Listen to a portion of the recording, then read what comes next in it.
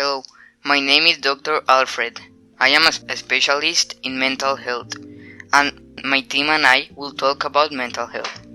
Mental health is our emotional, physiological, and social well-being. It also affects how we see the things and how we think, feel, and act. We already know that there are lots of mental illness, but do we know what's the cause of them? This is what I am going to try to explain to all of you. What causes mental illness? First of all, a really important one is your genes and family history. So mental disorders are proved that they can be genetic in some cases.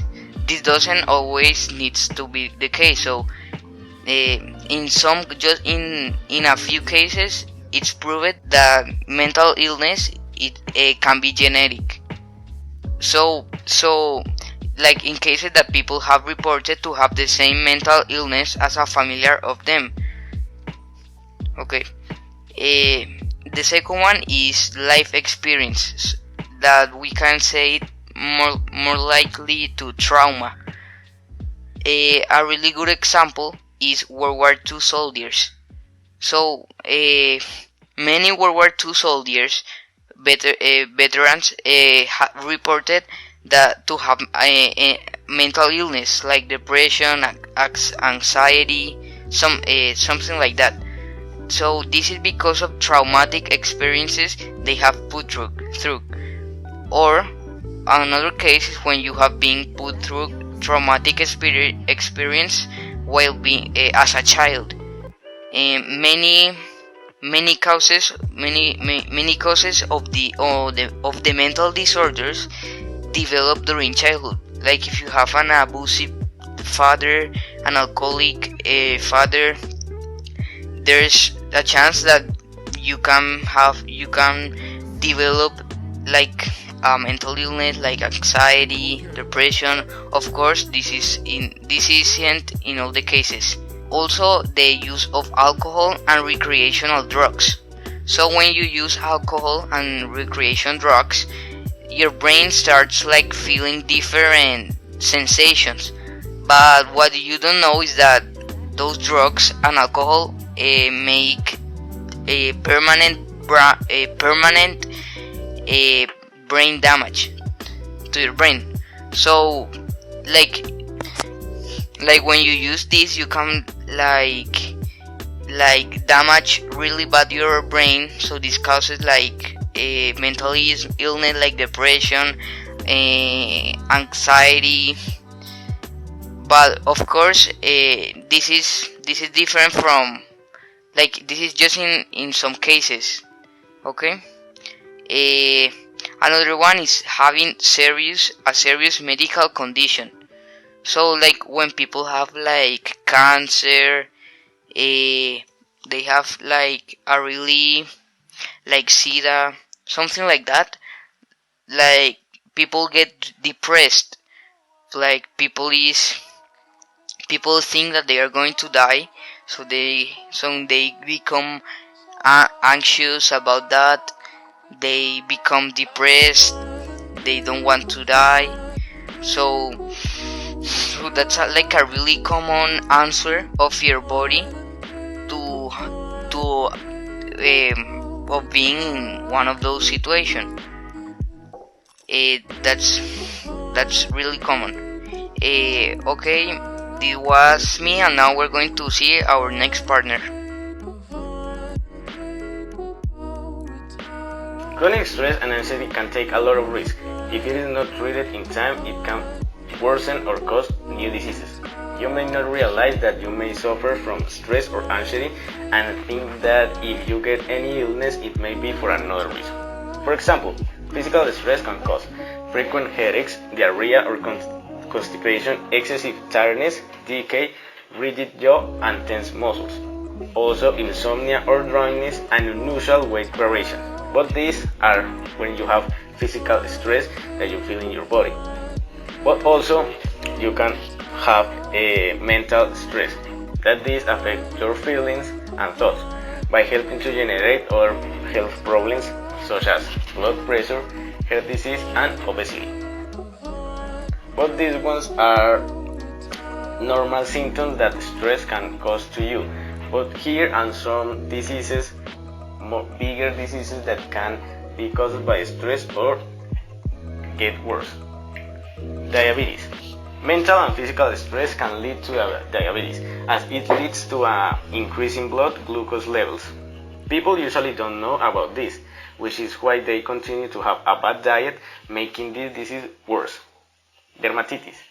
Inflammation of the skin is one of the most common problems caused by stress. Amenorrhea. Menstrual disorders can also be a consequence of stress. Amenorrhea is a lack of menstruation in women. Colitis. A lot of stress affects the health of the large intestine. When we are very anxious, tense, and or stressed, we may suffer colitis, which is inflammation of our large intestine and colon. Also, we can suffer migraine. Migraine and body stiffness, reflecting back and limb pains, is one of the consequences of staying in nervous tension. But today also I'm gonna talk about anxiety. That is another problem that we can suffer without realizing it. For example, long-term anxiety can cause us worse heart disease, can also affect our environment such as work or study. People who suffer from a state of anxiety can cause them fear being in public events or in places with many people, and not even being able to see their friends. This type of social isolation can cause more harm in anxiety disorder. Also, a student's academic performance may also be affected by anxiety. This occurs because person's attention span, interpretation, concentration, and memory can decrease as an anxious person constantly focuses their attention on potential threats and not in some good things. Other problems can be substance abuse, sleep problems, insomnia, digestive or intestinal problems, headache and chronic pain, social isolation, problems at school or work, poor quality of life, and in the worst situation, suicide.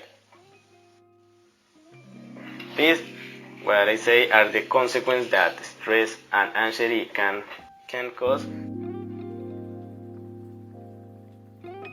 There are nearly 300 mental disorders listed in the DSM-5, Diagnostic and Statistical Manual of Mental Disorders. This is a handbook used by health professionals to help identify and diagnose mental illness. Some of the groups of mental disorders are mood disorders, such as depression or bipolar disorder, anxiety disorders, personality disorders, psychotic disorders such as schizophrenia, eating disorders, trauma-related disorders such as post-traumatic stress disorder, and substance abuse disorders. The diagnosis of mental illness can be controversial. There have been many debates in the medical community about what is and isn't a mental illness. The definition can be influenced by our society and culture, but most mental illnesses occur across all countries and cultures. This suggests that they are not just constructed by social norms and expectations, but have a biological and physiological basis too. Impulse control and addiction disorders.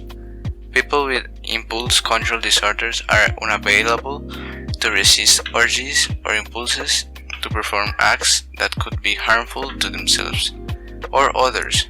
Pyromania, starting fires, kleptomania, stealing, and compulsive gambling are examples of impulse control disorders. Alcohol and drugs are common objects of addiction. Often people with these disorders became so involved with the objects of their addiction that they begin to ignore responsibilities and relationships. Obsessive compulsive disorder, OCD. People with OCD are plagued by constant thoughts or fears that cause them to perform certain rituals or routines. The disturbing thoughts are called obsessions, and the rituals are called compulsions. An example is a person with an unreasonable fear of germs who constantly washes their hands. Post-traumatic stress disorder, PTSD. The PTSD is a condition that can develop following a traumatic and/or terrifying event, such as a sexual or physical assault, the unexpected death of a loved one, or a natural disaster.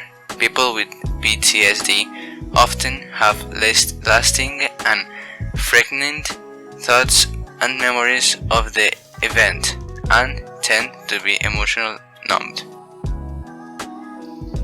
Hi, my name is Nicolas Jaramillo and I am a doctor for the mental health hospital in Cali. So today I'm gonna tell you some samples and tips that can help you with the stress and anxiety. So first, you need to take a time out.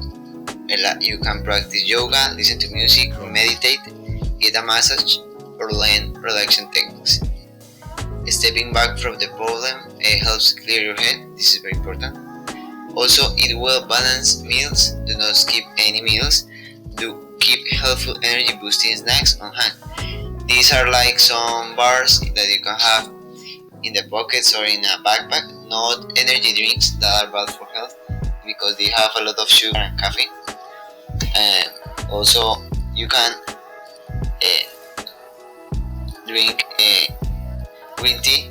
These are very well drink because it contains many antioxidants which provides health benefits, and it may lower stress and anxiety by increasing serotonin levels. Also, the valerian drink, that is a root, is a popular sleep aid due to the same effect. It contains valerianic acid, which alters gamma antibiotic acid. This makes the anxiety go lower. And also, kava kava is a psychoactive member of the pepper family, long used as a sedative in South Pacific. It is increasingly used in Europe and USA to treat mild stress and anxiety. Also, these tips here are all other tips. Limit alcohol and caffeine, which can aggravate anxiety and trigger panic attacks. Get enough sleep. When you are stressed, your body needs additional sleep and rest for it get normal again. Exercise daily to help you feel good and maintain your health. Also, check out the fitness tip that I'm gonna tell you. Take deep breaths, inhale and exhale slowly, count to 10 slowly, repeat and count to 20 if it's necessary.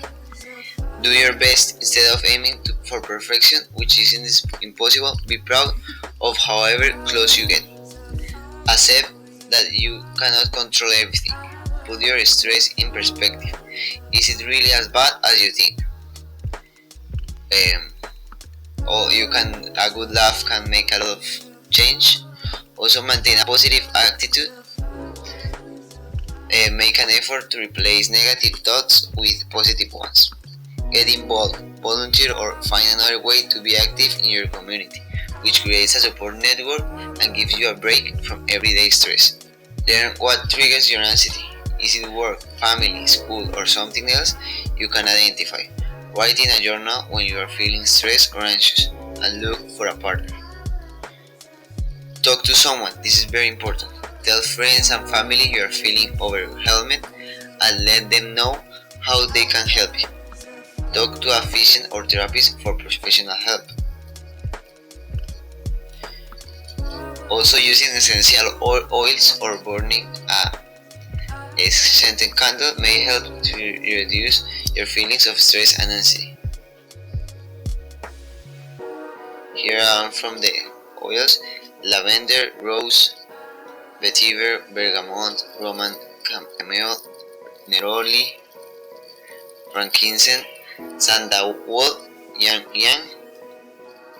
and a lot more. Also, you can. This is a tip that is like very common that you can use. That is chew gum.